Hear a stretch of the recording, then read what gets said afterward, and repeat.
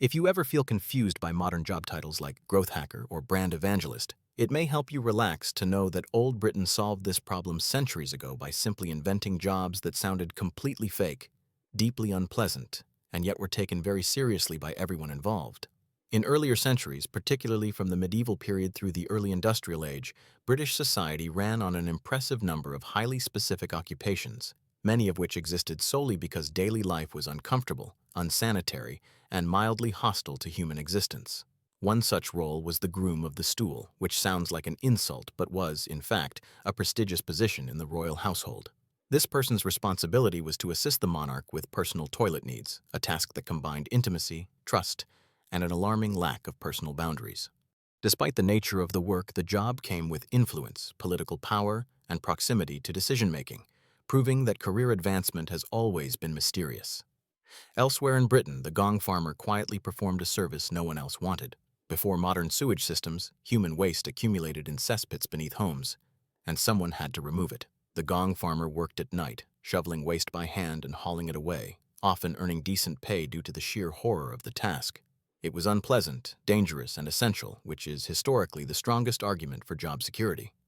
Another role was the knocker-upper, a person employed to wake others before alarm clocks became affordable or reliable. Armed with a long stick or pea shooter, the knocker-upper tapped on windows in the early morning hours, ensuring workers arrived at factories on time. This job required punctuality, patience, and a tolerance for being shouted at by half-awake strangers who did not ask for this lifestyle. In cities like London and Manchester, the job was common enough to be respected, though it never came with the courtesy of gratitude. Then there were leech collectors, who waded into marshes to gather medicinal leeches for doctors. The work involved standing still while leeches attached themselves to exposed skin, which was not an accident but part of the collection process. Infection was common, wages were low, and the job disappeared only when medicine progressed enough to stop intentionally bleeding people for most illnesses.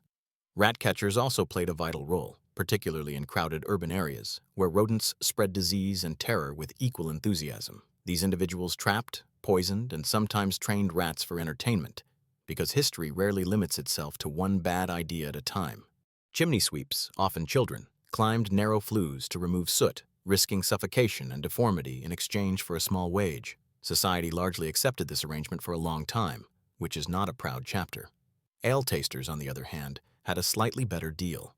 Their job was to ensure beer quality by sitting in ale while wearing leather trousers. If the trousers stuck to the bench when they stood up, the ale contained too much sugar and failed inspection. This was considered a scientific method. Some jobs were created entirely to manage other jobs, such as the sin eater, who symbolically consumed the sins of the dead to ensure peaceful passage into the afterlife. This role placed the worker at the edge of society, both needed and avoided, which is another recurring theme in employment history. All of these occupations existed not because people enjoyed them, but because they were necessary in a world without plumbing, antibiotics, labor laws, or modern shame. They remind us that work has always been strange, often uncomfortable, and rarely glamorous. As you drift towards sleep, it may be comforting to know that no one will knock on your window with a stick at dawn. No one will ask you to test beer with your trousers, and no one will pay you extra to shovel waste in the dark. For now, at least, history has moved on. As strange as these jobs sound when listed calmly in the modern world, they were not considered jokes at the time. They were simply part of the everyday machinery that kept British society functioning in an era where comfort was optional and hygiene was more of a suggestion. Employment was not about fulfillment or personal growth, but survival, routine, and occasionally avoiding starvation. If a job existed, it usually meant something had gone wrong somewhere else in society, and no one had figured out a better solution yet. Take the role of the resurrection man, for example. Despite sounding like a religious figure or failed magician, this person made a living by digging up freshly buried bodies and selling them to medical schools. At the time, legal cadavers were scarce, but medical education demanded real human anatomy. Rather than change the law quickly, Britain briefly accepted grave robbing as an informal industry. Families responded by guarding graves or installing iron cages over coffins, which somehow felt reasonable under the circumstances. Another quietly unsettling occupation was that of the mudlark. Mudlarks searched riverbanks, particularly along the Thames, scavenging for anything of value washed up by the tide. This could include coal, rope, metal scraps, or occasionally something sellable enough to justify the day. The work was cold, wet, and unreliable, and many mudlarks were children. It required sharp eyesight, patience, and the willingness to stand ankle-deep in unpleasant substances for hours without complaint, which was a common job requirement at the time. Similarly unglamorous was the role of the night soil man, often confused with the gong farmer, but slightly more urban.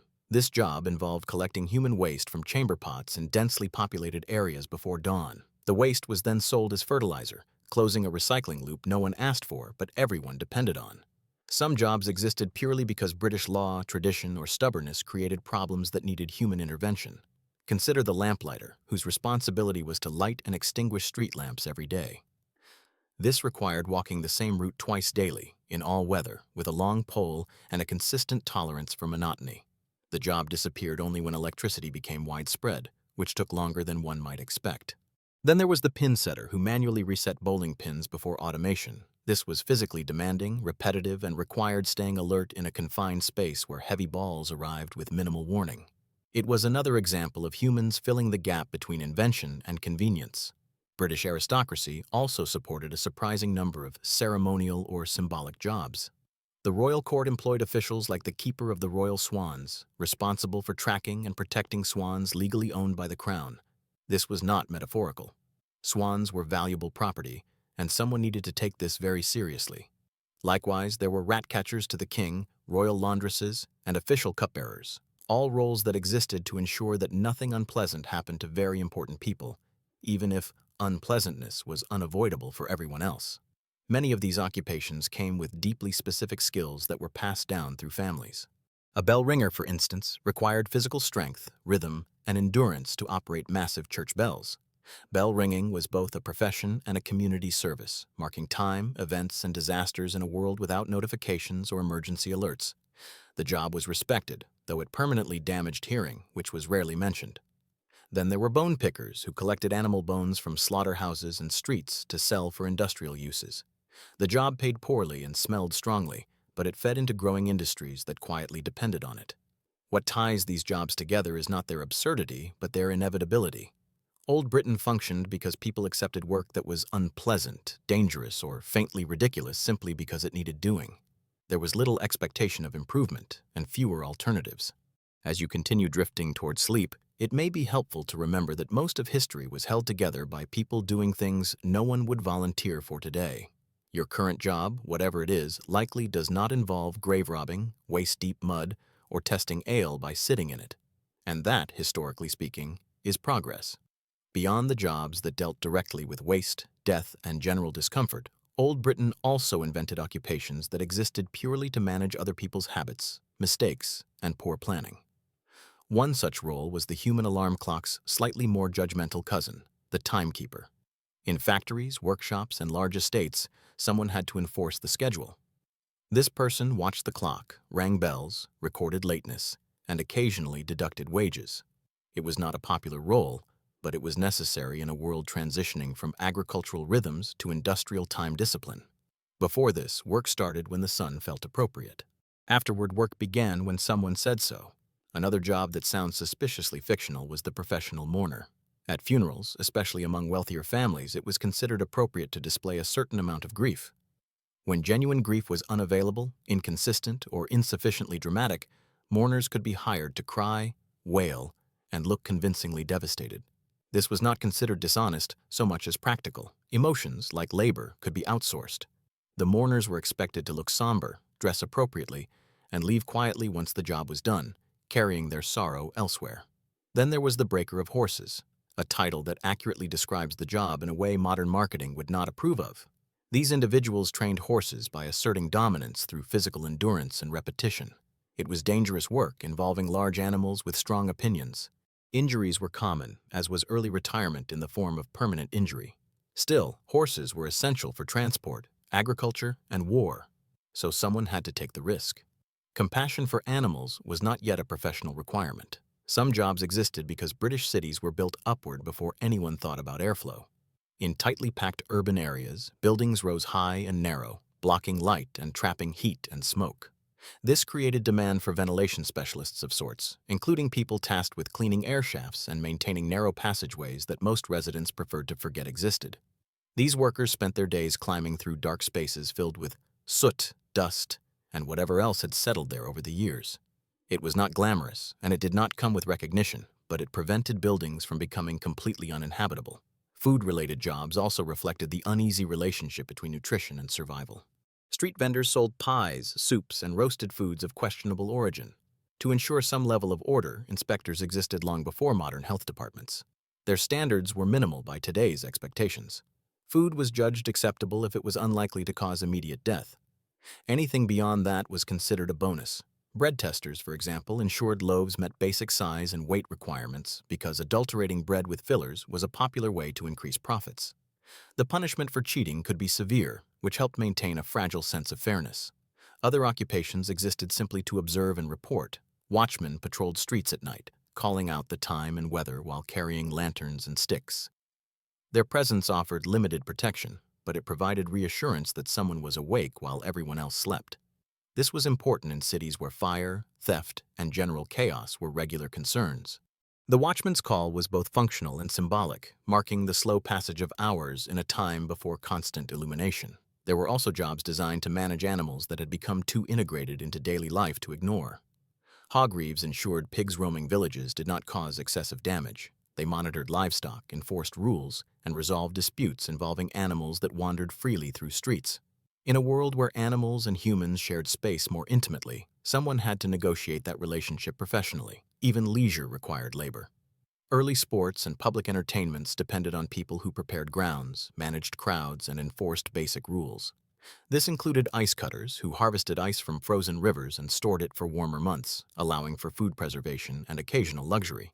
The work was cold, physically demanding, and seasonal, which made it unstable but necessary. As this slow catalog continues, a pattern emerges. Old British jobs were rarely designed for comfort, long-term health, or emotional satisfaction. They existed to patch holes in systems that had not yet been improved. People accepted them because alternatives were limited and expectations were low. As you drift further toward sleep, consider how many of these roles disappeared not because they were bad, but because society eventually found quieter, cleaner, and less exhausting ways to function. History, when viewed this way, is not a series of great moments, but a long list of jobs no one wanted, done repeatedly, until someone finally found a better idea. Some of the most quietly exhausting jobs in Old Britain existed not because something needed to be built or cleaned, but because something needed to be watched, counted, or quietly worried about. These were roles rooted in mistrust, scarcity, and the general assumption that if no one was paying attention, everything would immediately go wrong. One such occupation was the toll collector. Positioned at bridges, roads, and gates, this person collected small fees from travelers, wagons, and animals passing through. The work required standing for long hours in poor weather, dealing with people who resented the fee and keeping careful records without the benefit of calculators or sympathy. The toll collector's authority was minor but absolute, which rarely improved the mood of anyone involved. Equally patient was the excise man, responsible for enforcing taxes on goods like alcohol, salt, and tobacco. These inspectors were not beloved figures. They entered taverns, warehouses, and homes to ensure the crown received its due. Their presence often meant fines, confiscation, or conflict. As a result, the job required a calm temperament, a tolerance for insults, and the ability to leave quickly when necessary. It was not uncommon for excisemen to be bribed, threatened, or quietly misled, which made the job less about enforcement and more about constant negotiation. In rural areas, different kinds of oversight were required. Hedge watchers and field wardens monitored boundaries, crops, and common land. Their role was to prevent theft, grazing disputes, and gradual encroachment by neighbors who felt optimistic about property lines. This was slow work, involving long walks, careful observation, and the occasional argument over whose sheep belonged where. The work mattered because land was survival, and losing access to it could mean hunger. Some jobs existed to manage the dead long before they were buried. The body washer prepared corpses for burial, cleaning and dressing them in a way that was respectful, efficient, and emotionally distant. This role was often filled by women, and paid modestly, despite the intimate nature of the work. Death was common enough that someone had to become comfortable with it professionally. The job required steady hands, quiet manners, and the ability to move on quickly to the next task. Then there were the beadles, local parish officers who enforced order, assisted church officials, and handled minor legal matters. Beadles managed everything from public announcements to discipline, making them familiar faces in their communities. They were neither powerful nor powerless, existing somewhere in between, where responsibility outweighed authority. Their role required memory, consistency, and the ability to remain serious while dealing with petty disputes. Some jobs were invented to manage information in a world without mass literacy. Town criers walked through streets announcing news, laws, and events in loud, carefully practiced voices. Accuracy mattered, as did clarity. A mispronounced decree could cause confusion or, worse, embarrassment. The crier's voice was a public service, echoing through markets and alleys, marking time and change in an otherwise slow-moving world. Markets themselves supported entire ecosystems of specialized labor. Weighers ensured goods were measured correctly. Porters carried items from stall to stall. Stallkeepers paid fees to market officials who enforced rules that were inconsistently applied. All of this happened in crowded, noisy spaces where disagreements were frequent and patience was rare. Jobs here required endurance more than skill and familiarity more than ambition. Even the act of travel created employment. Ferrymen transported people across rivers before bridges were common. The job required knowledge of currents, weather, and timing. A mistake could be fatal, yet the work was repetitive, slow, and rarely acknowledged. Most crossings passed without incident, which was the goal. When things went wrong, they were remembered for a long time. At the edges of towns, knackers disposed of dead or unwanted animals. This involved skinning carcasses, processing remains, and selling usable parts to other trades. The work was smelly, physically demanding, and socially isolating. Knackers were necessary but avoided.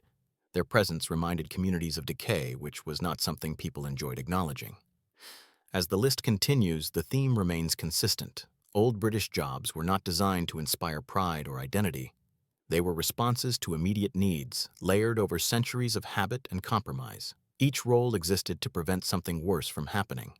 As you drift deeper into rest, it may be comforting to realize that many of these occupations disappeared quietly, without ceremony, as better systems replaced them. History does not always advance with invention and celebration. Sometimes it simply stops needing someone to stand in the cold, watching a hedge, counting coins, or announcing the weather to people who already know it is raining. As British society grew more layered and complicated, it responded in the only way it knew how, by creating more jobs whose sole purpose was to manage inconvenience. These were not careers in the modern sense. They were solutions that happened to involve a human being standing somewhere for long periods of time, doing something repetitive and hoping not to be noticed too much. One such role was the crossing sweeper. In busy towns, streets were muddy, uneven, and full of animal waste.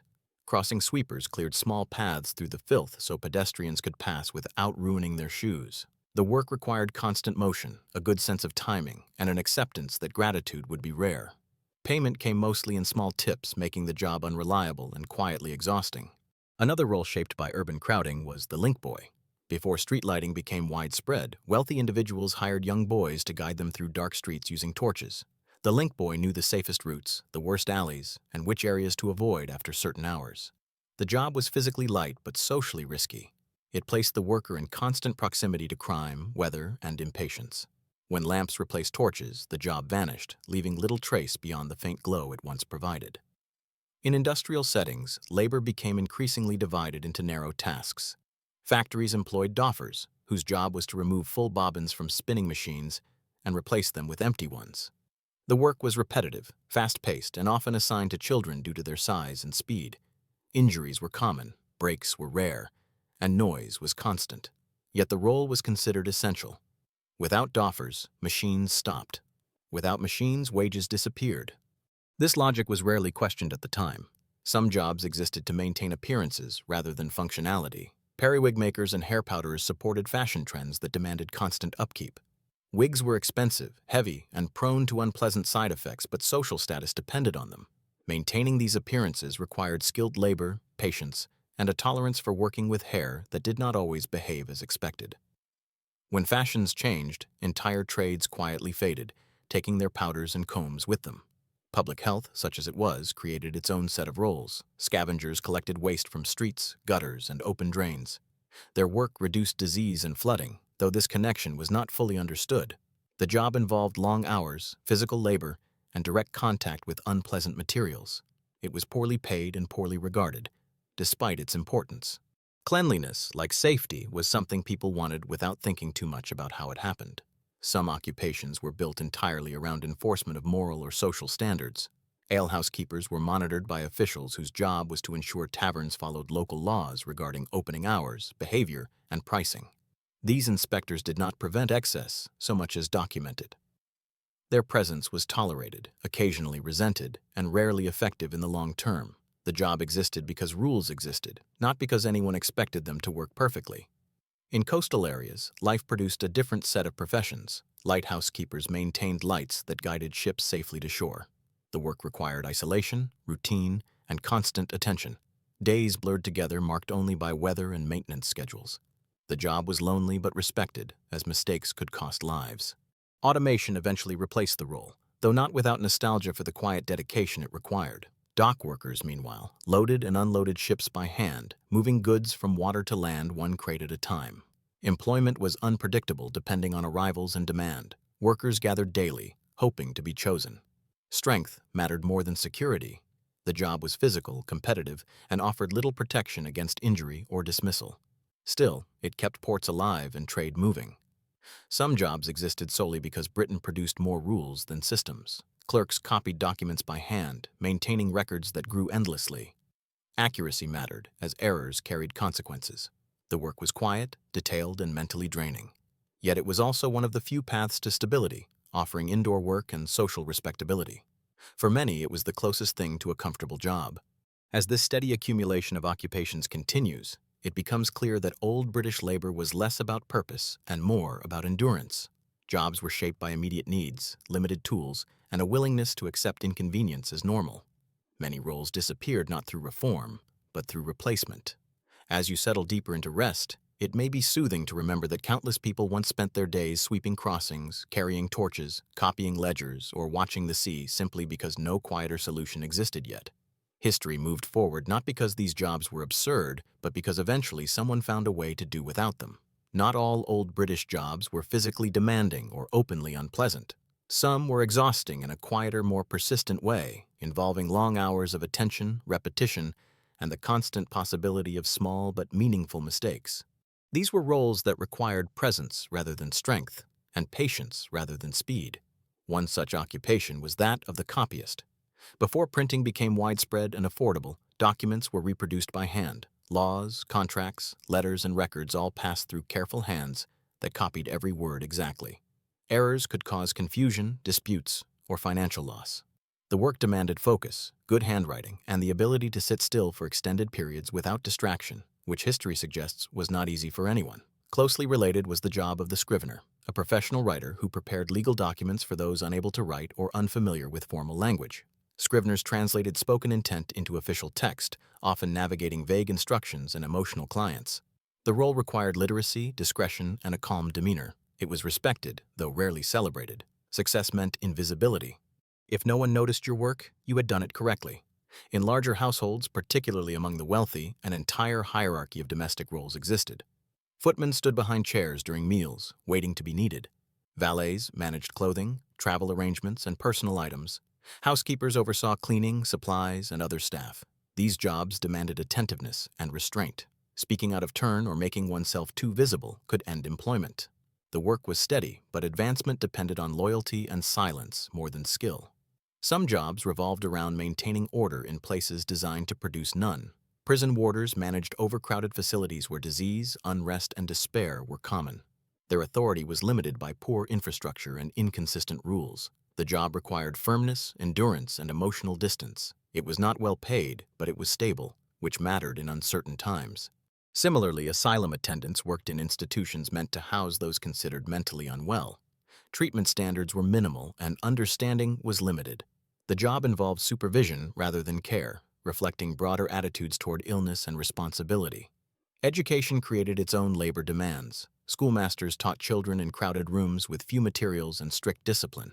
The work was poorly compensated and highly controlled. Corporal punishment was common, and success was measured in obedience rather than curiosity. Teaching was less a calling and more an arrangement sustained by necessity rather than support. Even communication created specialized labor. Postal riders carried letters between towns, traveling long distances on horseback in all weather. Reliability mattered. Delays could affect business, politics, or personal relationships. The work required physical endurance and an understanding of routes and schedules. It was repetitive and solitary, offering long stretches of quiet interrupted by brief exchanges. Markets and trade supported more subtle occupations as well. Appraisers assessed the value of goods, property, and estates. Their judgments affected taxes, inheritance, and disputes. Accuracy mattered, but so did reputation. An appraiser who angered too many clients would not last long. The role balanced expertise with diplomacy, a skill set that has not changed much over time. Some jobs existed purely because time passed slowly and needed to be measured. Clock keepers maintained public timepieces, ensuring they remained accurate. Before synchronized time, this was a serious responsibility.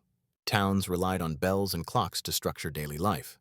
The keeper's work was quiet and mechanical, involving small adjustments and careful observation. When clocks failed, people noticed immediately, even if they rarely thought about who maintained them. In religious settings, labor blended routine with ritual. Sextons maintained churches, rang bells, dug graves, and prepared spaces for services. The job connected daily work with spiritual life, though the tasks themselves were practical. It required reliability, physical labor, and comfort with the presence of death. Sextons were familiar figures, often overlooked, but essential to community life. All of these occupations shared a common quality. They were designed to support systems rather than create change. People worked to maintain, preserve, and manage what already existed. Innovation was slow, and improvement was gradual. Jobs ended not because they failed, but because circumstances changed around them. As you drift further into rest, it may be gently reassuring to know that much of history was maintained by people whose work left little trace. They copied, guarded, cleaned, counted, and waited. Their labor did not make headlines or monuments, but it kept life moving at a steady, manageable pace. In that sense, old British jobs were less about ambition and more about continuity. And continuity, when observed from a distance, is quietly tiring in a way that invites sleep. As Britain moved slowly through centuries without urgency, it developed jobs that existed simply because someone had to be there when nothing was happening. These roles were defined less by action and more by waiting. One such position was the gatekeeper. Found at city walls, estates, or private roads, the gatekeeper opened and closed access at appropriate times. The work involved long stretches of inactivity punctuated by brief moments of relevance. Knowing who was allowed through mattered, though most days consisted of watching the same familiar faces pass by. It was a job built on routine, trust, and the ability to remain alert while bored. Similarly patient was the watchman in rural estates, tasked with guarding property that was rarely threatened but always vulnerable. These individuals walked predictable paths, listened for unfamiliar sounds, and carried simple weapons that were more symbolic than effective. The value of their work lay not in confrontation but in presence. Theft was discouraged by the idea that someone might be watching, even if that someone was half asleep and deeply unenthusiastic. In coastal villages, tide watchers monitored the movement of water, tracking when boats could safely depart or return. Their knowledge came from experience rather than charts. The job required attention, memory, and acceptance of weather as an employer. Mistiming the tide could damage boats or delay trade. Success, however, looked like nothing happening at all. Some occupations existed because Britain loved paperwork long before it had efficient ways to manage it. Record keepers maintained parish registers, logging births, deaths, marriages, and disputes. These records shaped inheritance, identity, and legal standing.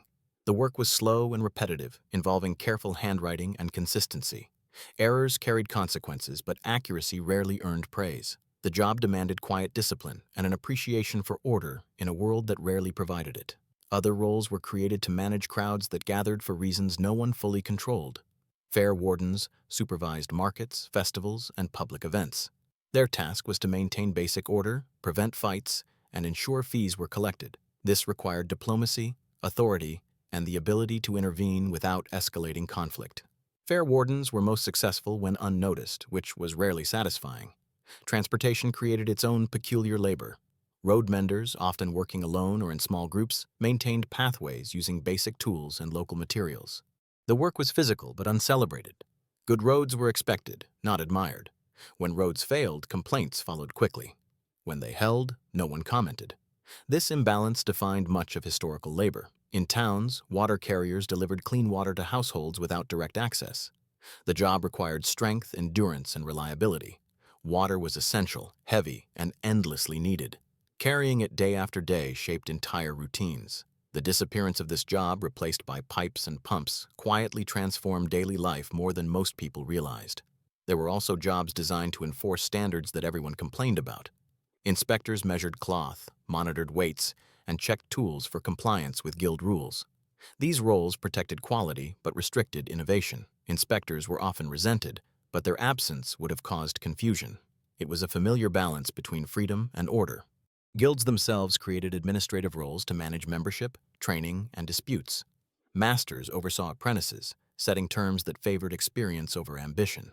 Advancement was slow, structured, and predictable. The system rewarded patience and conformity. For those who accepted it, stability followed. For others, frustration lingered quietly. Some jobs existed at the edges of society where oversight faded. Toll road guards, quarry watchmen, and forest wardens worked in isolated conditions, far from towns. Their days were shaped by landscape rather than schedules. Solitude was common. Communication was limited. These roles required self-reliance and an ability to endure long hours with minimal interaction. As this steady inventory continues, it becomes clear that many old British jobs were built around time rather than productivity. Being present mattered more than producing output. Systems depended on human attention long before machines could provide it reliably. As you drift deeper into rest, it may feel oddly comforting to imagine a world held together by people waiting at gates, watching tides, copying names into books, and walking empty roads. Their work did not demand urgency or excitement. It demanded patience. And patience, stretched across centuries, has a way of becoming quietly hypnotic. There were also British jobs that existed entirely because silence, darkness, or uncertainty made people uncomfortable. These occupations did not solve problems so much as soften them, offering reassurance that someone, somewhere, was paying attention. One such role was the night watch bellman, who walked through towns after dark, ringing a bell and calling out the hour. This did not prevent crime, fires, or accidents in any meaningful way, but it reminded residents that time was still passing and that the night had not been forgotten. The job required a steady voice, reliable timing, and the ability to stay awake when most people wisely chose not to. Another position rooted in reassurance was the fire watcher. Before organized fire brigades and modern construction, fire was a constant threat. Cities were dense, buildings were wooden, and open flames were common. Fire watchers patrolled streets and rooftops, especially at night, looking for signs of smoke or sparks. Their success was measured by boredom. If nothing happened, they had done their job well. When something did happen, it was usually too late to feel satisfied about it. Some jobs existed purely because sound carried meaning. Bell ringers, separate from church officials, practiced specific sequences to mark events such as deaths, weddings, emergencies, or celebrations. Learning these patterns required time and coordination. Mistakes caused confusion. The work demanded physical strength and rhythmic precision, but its true purpose was communication. In a world without instant messaging, sound traveled faster than people. Other occupations were created to manage animals that moved through human spaces with little regard for schedules or property. Dog whippers, for example, were tasked with removing stray dogs from churches during services. The role sounds absurd, but stray animals were common, and their presence disrupted gatherings meant to be solemn. The job required assertiveness, timing, and an acceptance that dignity would be compromised regularly. Some labor existed simply because people expected things to look a certain way. Street cleaners swept debris not because streets were cleanable in any lasting sense, but because the attempt mattered. Clean streets suggested order, even if the effect lasted only a few hours. The work was repetitive and endless. Dirt returned reliably, and so did the workers. There were also roles dedicated to managing the flow of goods without producing anything themselves. Warehouse tallymen counted incoming and outgoing items, recording quantities in ledgers. Their accuracy kept trade functioning. A single miscount could create disputes or losses. The job required attention, consistency, and the ability to resist distraction in busy, noisy environments. In agricultural communities, shepherds and herdsmen performed work that was ancient, even by British standards. Their days were shaped by animals, weather, and terrain. The job was repetitive, solitary, and physically demanding, but it followed a predictable rhythm. Many shepherds knew their flocks individually, identifying animals by sight. This familiarity replaced variety, offering a kind of stability that other jobs lacked. Some positions existed because people distrusted one another just enough to require witnesses. Weighhouse clerks observed the weighing of goods to ensure fairness. Their presence legitimized transactions. Without them, suspicion would have filled the gap. The work was quiet, procedural, and rarely acknowledged unless something went wrong. In ports and rivers, lightermen transferred cargo between large ships and shore using smaller vessels. This required balance, timing, and an understanding of tides. The work was physical but methodical. Each movement followed established practice. Efficiency came from repetition, not speed. As these occupations accumulate, they reveal a society supported by attentiveness rather than innovation. Many jobs existed to observe, confirm, announce, or reassure. Action was secondary. Presence was enough. As you continue drifting towards sleep, imagine these figures moving slowly through dim streets, ringing bells, counting crates, watching for smoke, or guiding animals through fields. Their work was steady, predictable, and rarely urgent. It did not demand passion or ambition, only endurance. And endurance, repeated day after day, has a way of smoothing sharp thoughts into something quieter, softer, and eventually ready to rest. Some British jobs existed simply because people disliked uncertainty more than inconvenience. These roles were created to give structure to moments that would otherwise feel uncontrolled. One such occupation was the measurer of goods, a person whose entire responsibility was to confirm lengths, volumes, or quantities using standardized tools. This might involve cloth, grain, timber, or stone. The work was repetitive and precise. It prevented disputes not by eliminating dishonesty, but by formalizing it. If everyone agreed on the measure, they could argue about something else instead. In a similar vein, assessors and surveyors walked land boundaries, recorded features, and produced maps that were more suggestion than certainty. Their work defined ownership in landscapes that changed slowly and quietly. Trees grew, rivers shifted, and fences moved over time. Surveyors tried to freeze these changes into lines and numbers. Their job required patience, careful observation, and the ability to accept that absolute accuracy was temporary at best. Some jobs existed because messages moved slower than people wanted them to. Messengers ran between offices, courts, and households delivering notes, summons, and instructions. Their reliability mattered more than speed. Arriving late was forgiven. Arriving incorrectly was not. The work was physical, repetitive, and largely invisible. When messages arrived as expected, no one thought about the person who brought them. Other occupations were created to manage sound rather than silence. In theaters and public halls, ushers guided audiences to seats, enforced order, and ensured performances proceeded without interruption. The job required authority without prominence. A good usher blended into the background, intervening only when necessary. Their success was measured in smoothness, not applause. Even punishment created its own labor. Jailers and assistants managed prisons that were overcrowded and underfunded. They maintained order using routine rather than reform. The job involved enforcing schedules, distributing food, and monitoring behavior. It was emotionally draining, but predictable. Like many roles of the time, it existed not to solve a problem, but to contain it. Some work revolved around the preparation of objects that passed briefly through many hands. Candle makers produced light that burned away steadily, requiring constant replacement. Their craft involved careful mixing, shaping, and weighting. The work was methodical and repetitive. Candles were essential yet unremarkable. No one praised a well-made candle unless it failed. In the same category were coopers, who built barrels used to transport everything from food to chemicals. Their work required skill and precision.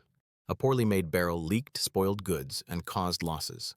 A well-made one disappeared into use without comment.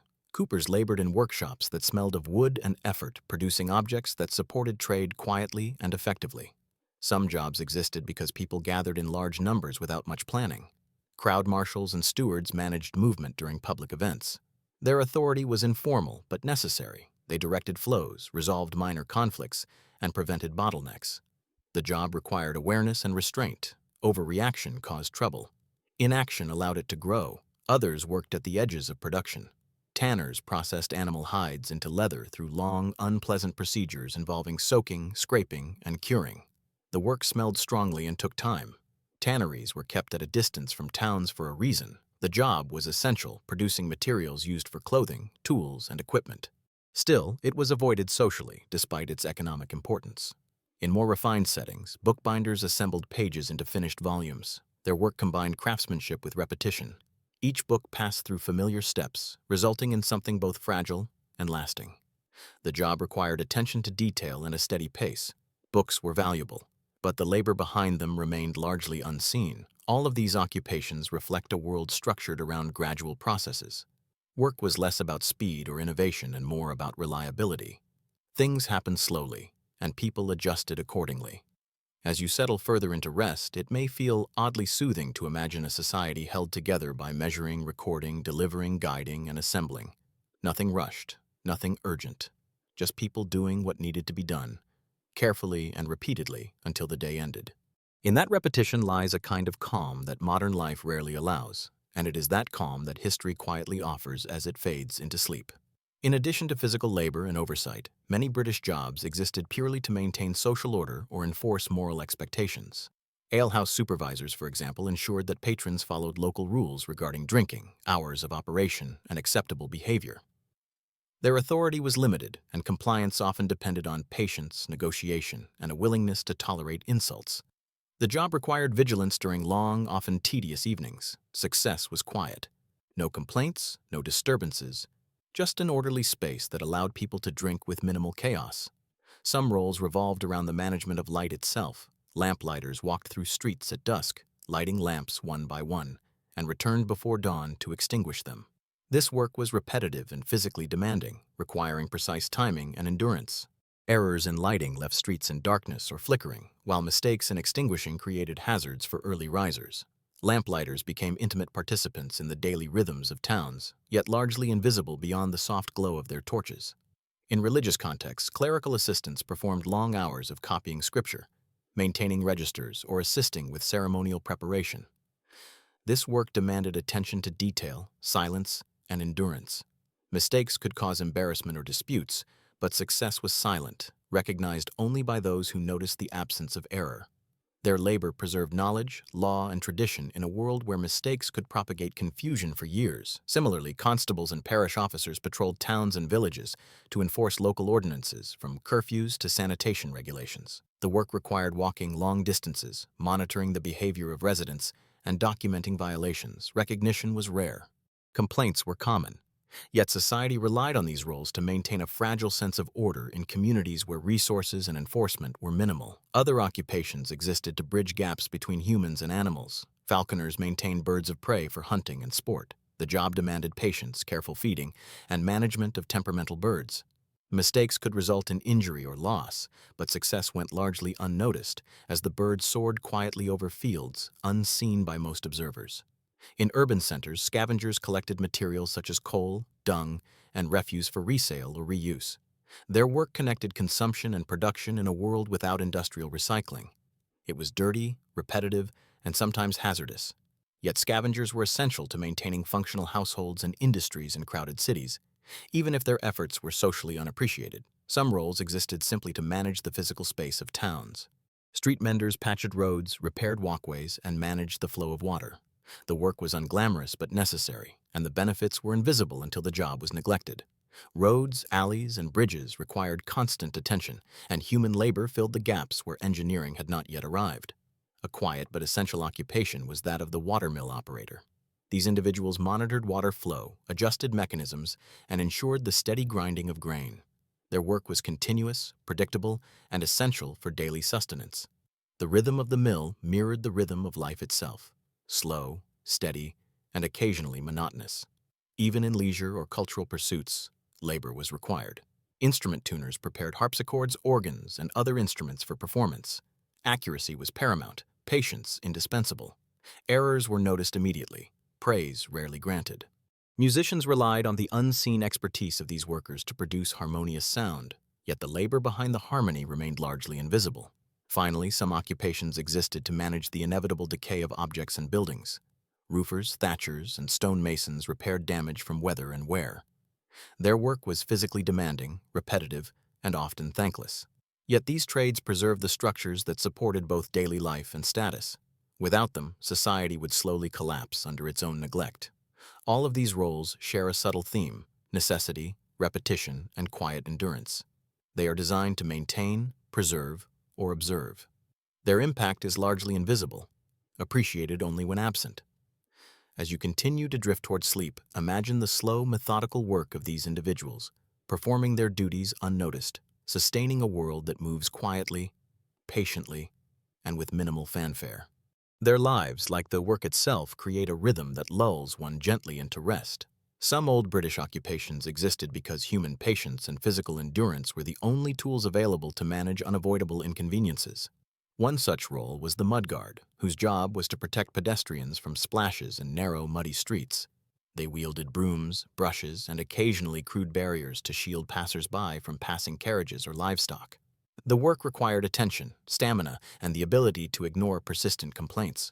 Mudguards were rarely celebrated. Their reward was the fleeting satisfaction of having prevented a soiled shoe. Similarly, town criers maintained the flow of information in an era before newspapers or social media. They announced decrees, news of events, and occasionally trivial gossip to anyone within earshot. Accuracy mattered more than style, repetition was endless, and mistakes could lead to confusion or embarrassment. Yet success was largely invisible, measured in the absence of disorder rather than applause. In coastal towns, signalmen monitored shipping, flags, and lighthouses, guiding sailors through fog, tides, and shallow waters. Their work was methodical, requiring observation and consistency. Errors could have disastrous consequences, but if all went smoothly, the labor went unnoticed, quietly maintaining commerce and safety. Solitude was a constant companion, and monotony a feature rather than a flaw. Some roles existed purely because humans needed reminders of time and place. Town bell ringers marked hours, called communities to church, or signaled emergencies. Their voices echoed through streets and alleys, creating rhythms that structured life. The labor was repetitive and required stamina, yet its effectiveness was recognized only in its continuity. Absence was noticeable, presence nearly invisible. In rural settings, shepherds and livestock caretakers worked long hours overseeing animals that moved slowly but unpredictably. Grazing, breeding, and disease prevention required constant attention. The work was repetitive, often solitary, and physically demanding. Rewards came in the form of survival and sustenance rather than recognition or applause. Other occupations existed to manage the inevitable decay of daily life. Road sweepers cleaned streets, cesspit cleaners managed waste, and street lamp maintainers ensured the limited light available was functional. Each role was repetitive and largely invisible, yet without them, society would degrade rapidly. The labor preserved functionality, cleanliness, and safety, quietly maintaining the rhythm of daily life. Even in homes, specialized labor was essential. Footmen, valets, and housekeepers maintained attire, spaces, and routines in households of varying wealth. Their work demanded attentiveness, discretion, and consistency. Mistakes disrupted order, success remained unnoticed. The labor was mundane, repetitive, and quietly essential, sustaining comfort for others while leaving little trace of personal accomplishment. Markets also required silent supervision. Weighers, tallymen, and stall inspectors monitored trade, ensuring fairness and accountability. Accuracy mattered as disputes could escalate quickly. Work was repetitive, slow, and required attention to detail. The labor prevented chaos rather than generating profit, yet society depended on it. Some occupations were created to bridge gaps between human limitations and environmental challenges. Water carriers delivered essential resources, fire watchers monitored hazards, and roofers maintained shelters. Each role involved endurance, repetition, and careful attention. The work was essential, though recognition was rare and often delayed. In smaller towns, parish officers and constables maintained public order. They walked streets, monitored behavior, and enforced rules that were inconsistent at best. Their authority was subtle, largely advisory, and dependent on community compliance.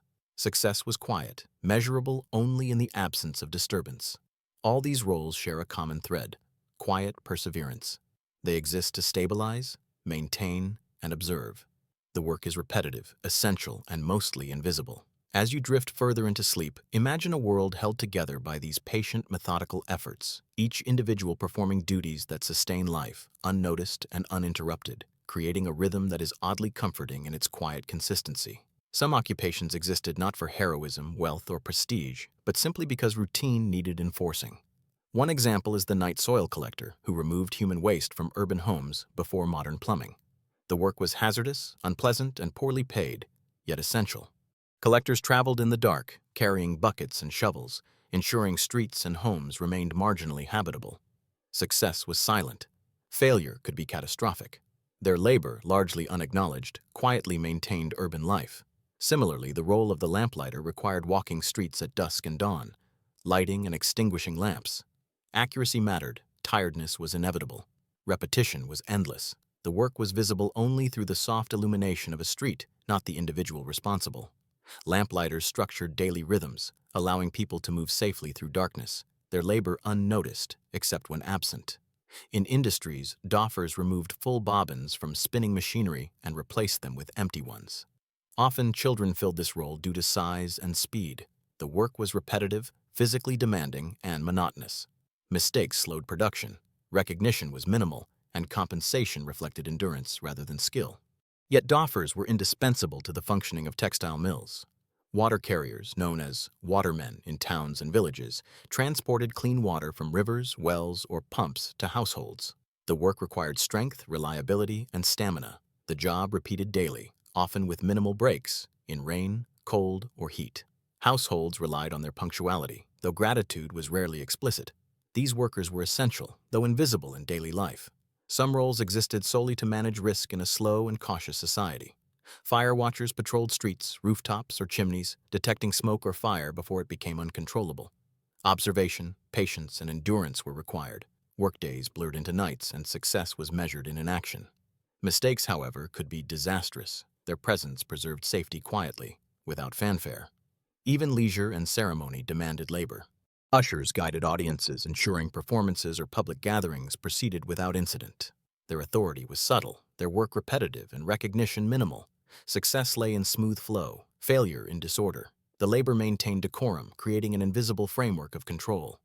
In coastal towns, lighthouse keepers maintained lights guiding sailors safely through dark waters. Isolation, routine, and attention defined the role. Errors could cost lives, but daily work passed mostly unnoticed. Monotony and solitude were constant companions, creating a slow, steady rhythm that mirrored tides. Some jobs existed to maintain moral and social norms. Parish constables monitored public behavior, curfews, and gatherings. Their authority was limited, often dependent on community compliance. Work was repetitive and largely uneventful. When duties were performed effectively, the absence of disruption was itself a sign of success. Craft occupations also demanded endurance and quiet precision. Coopers made barrels, essential for storage and transport. Candlemakers produced light that lasted only hours, necessitating constant production. Tanners processed hides into leather, enduring smell and repetitive labor. Each role was physically taxing and methodical, producing results that disappeared into use almost immediately. All of these jobs demonstrate a consistent pattern. They were essential, repetitive, and largely invisible. They existed to maintain society, structure time, and prevent disorder. As you drift further toward sleep, imagine these patient, methodical figures collecting waste, lighting lamps, carrying water, observing tides, guiding people, and producing materials, all quietly sustaining life. Their labor, unnoticed yet essential, creates a steady rhythm, calming and inevitable, which history leaves for us to drift along with. Some roles existed simply to bridge gaps between human needs and the limitations of infrastructure. Road sweepers, for instance, cleared streets of mud, animal droppings, and debris. Their work was repetitive, physically demanding, and largely invisible, yet crucial for daily movement and trade. Without them, streets would quickly become impassable. Recognition rarely accompanied their labor, but their contribution shaped the rhythm of urban life. In addition, weighhouse clerks maintained fairness in commerce by recording and verifying the weight of goods. This role required attention to detail and consistency, as errors could spark disputes or financial loss. Success was silent, failure caused public friction. Similarly, market inspectors monitored transactions to ensure compliance with local standards. They observed, documented, and intervened when necessary, keeping markets functional without being celebrated. Some positions revolved around communication and guidance. Town criers delivered announcements, legal notices, and community updates, their voices echoing through streets. Accuracy mattered more than style. Mistakes led to confusion, otherwise their labor went largely unnoticed. Signalmen on coasts or in ports guided ships, relying on flags, lights, or other signals. Their work demanded vigilance, but if all went smoothly, no one noticed. Water-related occupations were persistent and demanding. Water carriers transported essential resources to households and businesses, walking miles daily while balancing heavy containers. Mill operators monitored water flow, adjusted mechanisms, and ensured the steady production of flour or other goods. Failure could disrupt the supply chain, but success remained invisible to most consumers. Even domestic labor demanded quiet endurance. Valets, housekeepers, and footmen maintained clothing, living spaces, and routines for households. Their work was constant, repetitive, and highly attentive, yet recognition was minimal. The stability and comfort of their employers depended entirely on their discretion and diligence. Some roles existed because humans feared disorder or danger. Watchmen and night guards patrolled streets and buildings to prevent crime, fires, and disturbances. Their presence provided reassurance more than prevention. The job required patience, endurance, and attention to detail, often without immediate feedback. Similarly, fire watchers monitored chimneys and rooftops, mitigating risk quietly and methodically. In rural areas, shepherds and herdsmen oversaw livestock, maintaining grazing patterns and preventing disease. The work was repetitive, physically taxing, and largely solitary. Their labor sustained food supplies and local economies, yet it was seldom acknowledged beyond the obvious survival of animals. Other occupations supported industry indirectly. Tanners processed hides, coopers made barrels, and candlemakers produced essential materials. Each job demanded skill, repetition, and endurance. Success often went unnoticed as the products were consumed or used immediately. These workers maintained the material foundation of society while remaining largely invisible. All these occupations share a quiet persistence. They did not innovate. They maintained. They did not seek fame. They ensured function. They existed because life required attention, order, and continuity. As you drift further into sleep, imagine the slow, steady work of these individuals, sweeping, carrying, observing, counting, maintaining, creating an invisible rhythm that held society together. Their quiet, repetitive labor offers a strangely comforting cadence for anyone willing to notice the patterns of history. Some old British jobs existed because people needed reassurance that daily life would not collapse entirely, even if the work itself seemed insignificant.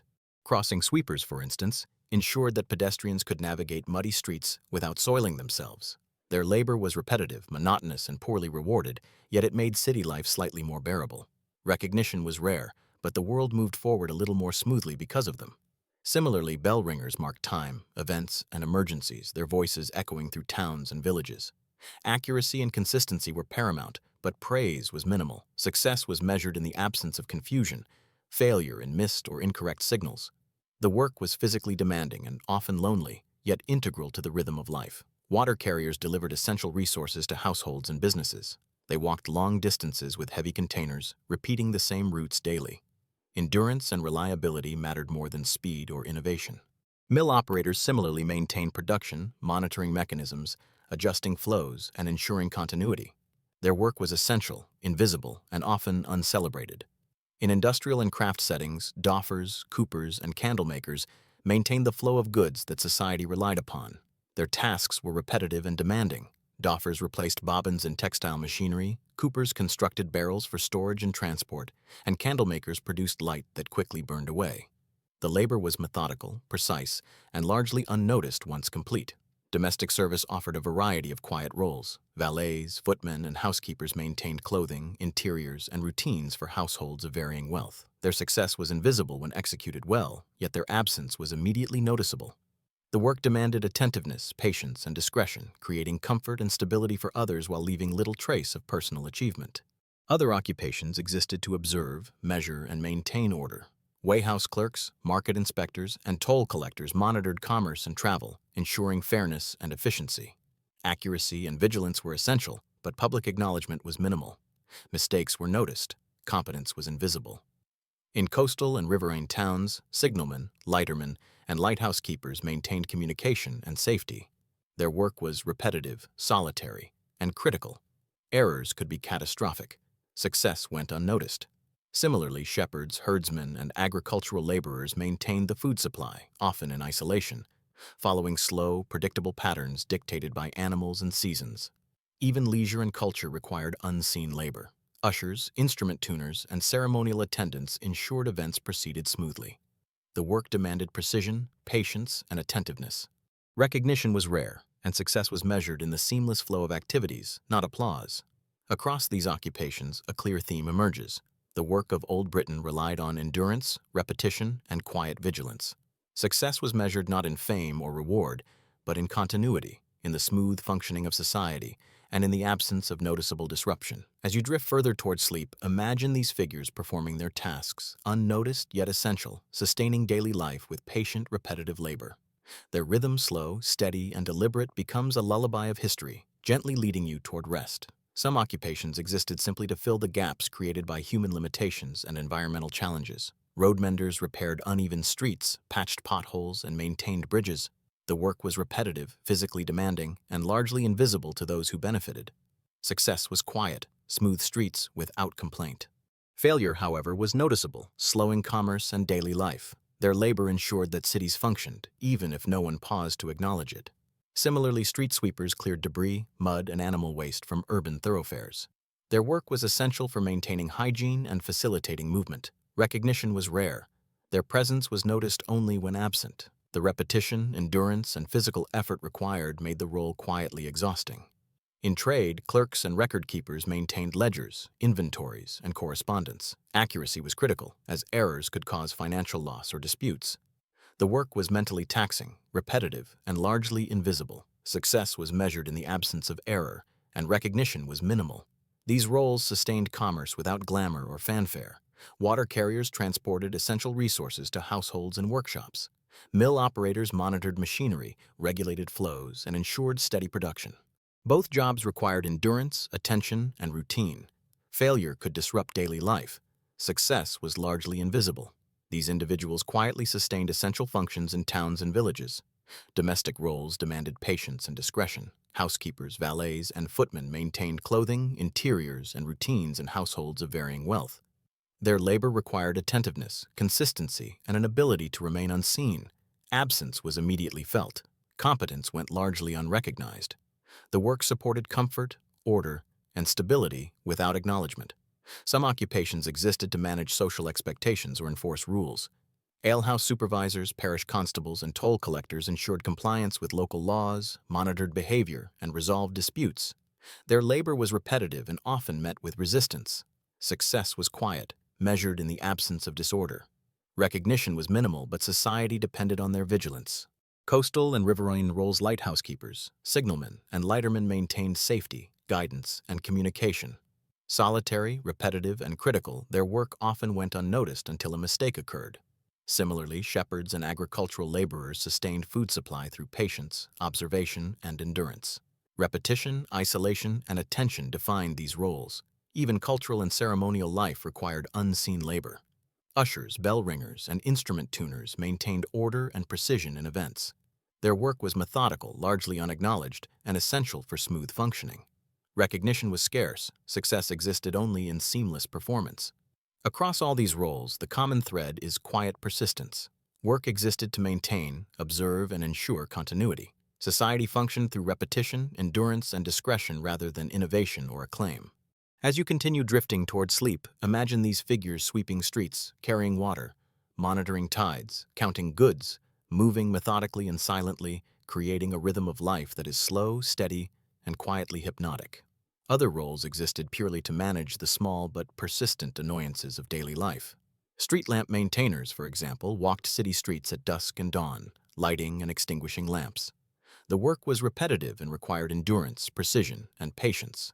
The labor shaped the rhythm of urban life, yet those who benefited rarely noticed the person responsible. Success was measured in quiet illumination, failure in darkness and inconvenience. Similarly, night watchmen and town guards patrolled streets and buildings, preventing disturbances and offering reassurance that someone remained vigilant. The work was monotonous, often cold and isolated, yet essential. Observers relied on these figures to preserve order, though acknowledgement was minimal. Their effectiveness was measured by the absence of problems rather than public acclaim. In marketplaces, clerks, weighers, and tallymen ensured fairness in commerce. They recorded transactions, verified weights, and monitored the movement of goods. Repetition, attention to detail, and consistency were central to their labor.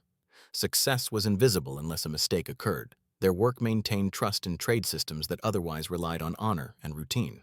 Water carriers and mill operators maintained essential services quietly.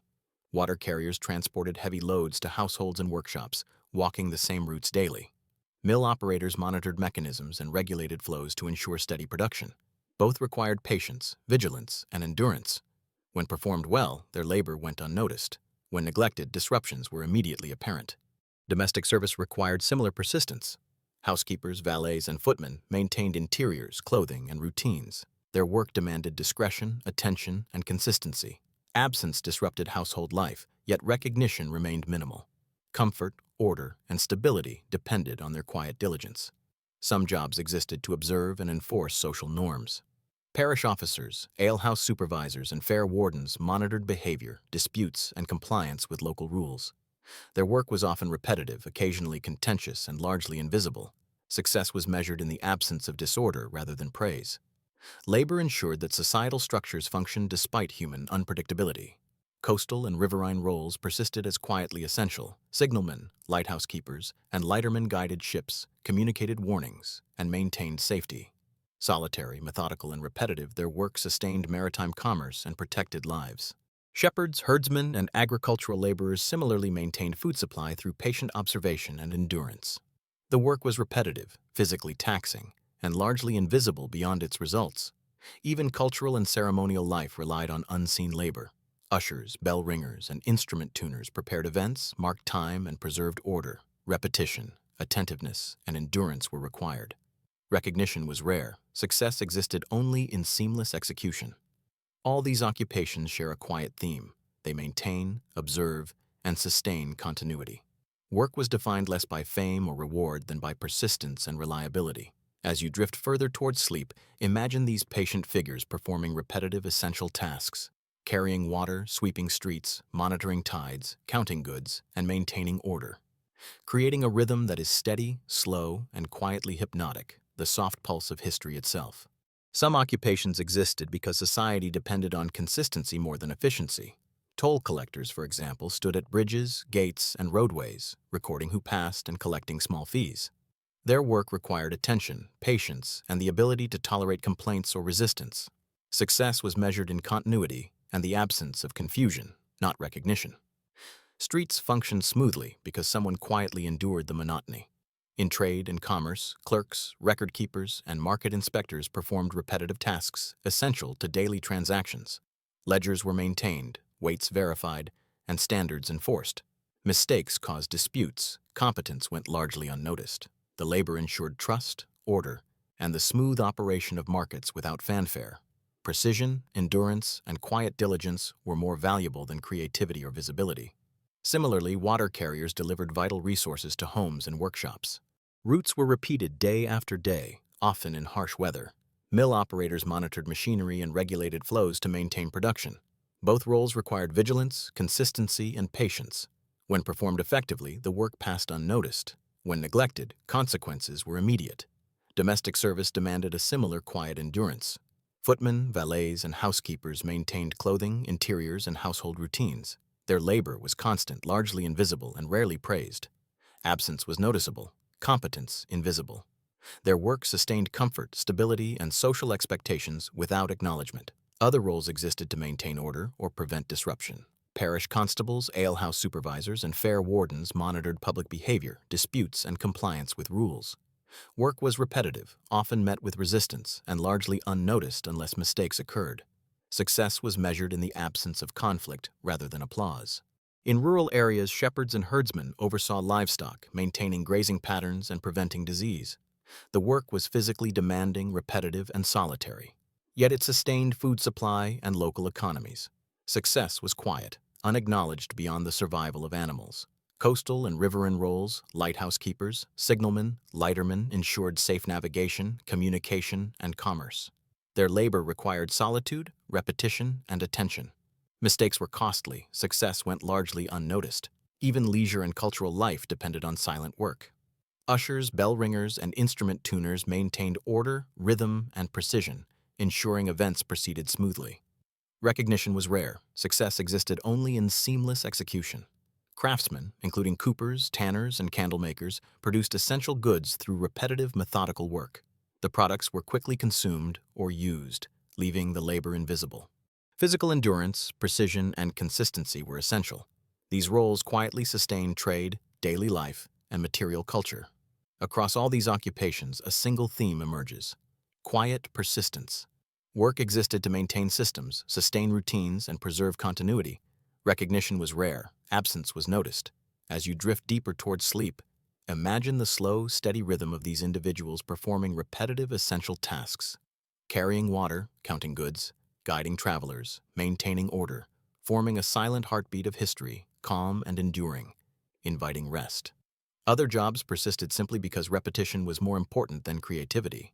Road sweepers, for example, cleared streets of mud, refuse, and animal droppings. Their labor was physically demanding, repetitive, and largely invisible, yet essential for safe and functional urban life. Recognition rarely accompanied their efforts, but streets and pathways remained passable because of them. Similarly, lamplighters walked streets at dusk and dawn, lighting and extinguishing lamps. Precision, patience, and endurance were essential. Their work structured the daily rhythm of towns, yet the presence of the laborer was almost invisible. Only the soft glow of the lamps marked success. In commerce, clerks, tallymen, and weighhouse officials ensured fairness, accuracy, and order. They recorded transactions, verified weights, and monitored adherence to local standards. Mistakes caused disputes, correct performance went unnoticed. The labor maintained trust and smooth operation, quietly sustaining the economy. Water carriers delivered essential resources daily, following repeated routes regardless of weather. Mill operators regulated mechanisms, monitored flows, and ensured steady production. Both roles demanded reliability, patience, and repetition. Success went unnoticed. Failure disrupted daily life immediately. Domestic service required similar dedication. Valets, footmen, and housekeepers maintained clothing, interiors, and household routines. Discretion and attentiveness were essential. Absence was disruptive. Competence, invisible.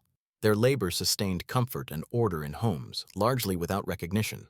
Other positions enforced social norms or observed behavior. Parish constables, alehouse supervisors, and fair wardens monitored compliance, intervened when necessary, and documented outcomes. Their work was repetitive and often met with resistance. Success was measured in the absence of disturbance rather than acknowledgement. In rural life, shepherds and herdsmen tended livestock, managing grazing, breeding, and disease prevention. Work was solitary, physically demanding, and repetitive, yet essential for sustenance. Coastal and riverine roles, lighthouse keepers, signalmen, lightermen, similarly ensured navigation and safety through patient observation and repetitive tasks. Even cultural and ceremonial life required hidden labor. Ushers, bell ringers, and instrument tuners maintained order, rhythm, and precision, allowing events to proceed smoothly. Recognition was rare. Success existed only in flawless execution. Craftsmen such as coopers, tanners, and candlemakers performed repetitive, methodical work producing essential goods. Their efforts supported trade, material culture, and daily life while largely remaining unseen. All of these roles share a quiet, persistent quality, sustaining society through repetition, endurance, and unnoticed diligence. As you drift further toward sleep, imagine these figures moving methodically through streets, workshops, homes, and fields, performing essential repetitive tasks. Their labor, quiet and enduring, forms a slow, hypnotic rhythm, the pulse of history itself, gently lulling you toward rest. Some jobs existed simply to preserve continuity in a world without automation, regulations, or modern conveniences.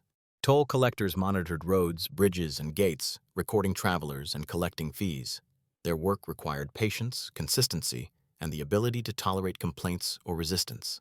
Success was measured in the smooth flow of traffic, not recognition. Streets functioned more reliably because of their quiet diligence. Similarly, clerks, record keepers, and market inspectors performed repetitive tasks essential to commerce. Ledgers were maintained, weights verified, and rules enforced. Mistakes caused disputes. Correct work went largely unnoticed. Their labor ensured trust and order in markets and trade networks, silently sustaining the economy. Water carriers transported vital resources, often traversing long distances daily regardless of weather. Mill operators monitored machinery and regulated flows to maintain production. Both required endurance, vigilance, and patience. When performed correctly, their labor went unseen. When neglected, the effects were immediate. Domestic service demanded similar quiet persistence. Footmen, valets, and housekeepers maintained clothing, interiors, and household routines. Discretion and attentiveness were crucial. Absence disrupted household life. Competence was invisible. Their labor sustained comfort, stability, and social expectation without acknowledgement. Some roles enforced social norms or preserved order. Parish constables, alehouse supervisors, and fair wardens monitored behavior, resolved disputes, and ensured compliance. Work was repetitive, often met with resistance and largely unrecognized. Success was measured in the absence of disruption rather than applause. In rural life, shepherds and herdsmen tended livestock, managing grazing, breeding, and disease prevention. Repetition, physical labor, and solitude defined the work. Coastal and riverine roles, lighthouse keepers, signalmen, and lightermen maintained navigation, communication, and safety through constant observation and patience. Mistakes were costly. Success went unnoticed. Even leisure and culture relied on unseen labor. Ushers, bell ringers, and instrument tuners prepared events, maintained order, and ensured precision. Craftsmen such as coopers, tanners, and candlemakers produced essential goods through methodical, repetitive work. Their labor supported daily life and trade, yet remained largely invisible. Across all these roles, the theme is consistent: endurance, repetition, and quiet diligence. Work maintained systems, routines, and continuity without recognition. As you drift toward sleep, imagine these patient figures performing repetitive, essential tasks. Walking streets carrying water, counting goods, guiding travelers, and observing quietly. Their slow, methodical labor forms a calming rhythm, the gentle pulse of history, lulling you into rest. Finally, many old British jobs existed because someone had to maintain stability in a world that was slow, unpredictable, and occasionally dangerous. Crossing sweepers ensured muddy streets were passable. Night watchmen patrolled town alleys. Toll collectors monitored bridges and gates. Each role demanded endurance, patience, and consistency. Their labor often went unnoticed, yet it quietly structured daily life. In commerce, clerks, tallymen, and warehouse officials preserved order by recording transactions, verifying goods, and enforcing standards. Mistakes caused immediate disruption, while careful work remained invisible. Markets and trade depended on these silent custodians of accuracy and fairness. Water carriers delivered essential resources, while mill operators regulated machinery to ensure continuous production. Domestic servants maintained clothing, interiors, and household routines. Each role required quiet attention, repetition, and discretion. Success was measured by the absence of disruption. Recognition was minimal. Other occupations enforced social norms or observed behavior. Parish constables, alehouse supervisors, and fair wardens prevented disorder through vigilance and subtle intervention. In rural areas, shepherds and herdsmen cared for livestock, ensuring food supply through steady, repetitive labor. Coastal and riverine workers, lighthouse keepers, signalmen, lightermen preserved safety and guided travel through patient observation. Even leisure and culture relied on invisible labor. Ushers, bell ringers, and instrument tuners ensured smooth events. Craftsmen, coopers, tanners, and candle makers maintained material life with methodical, repetitive work. The rhythm of these tasks held society together quietly, without fanfare. Across centuries, old British occupations share a common theme: endurance, repetition, and silent persistence. They existed to sustain, observe, and preserve continuity. Their labor was essential yet largely unnoticed, forming a slow, steady heartbeat that maintained life. As you drift fully into sleep, imagine these figures, methodical, patient, and quietly diligent, moving through streets, fields, workshops, and homes. Their repetitive, essential work creates a rhythm that is slow, calming, and hypnotic, the gentle pulse of history itself, lulling you into rest.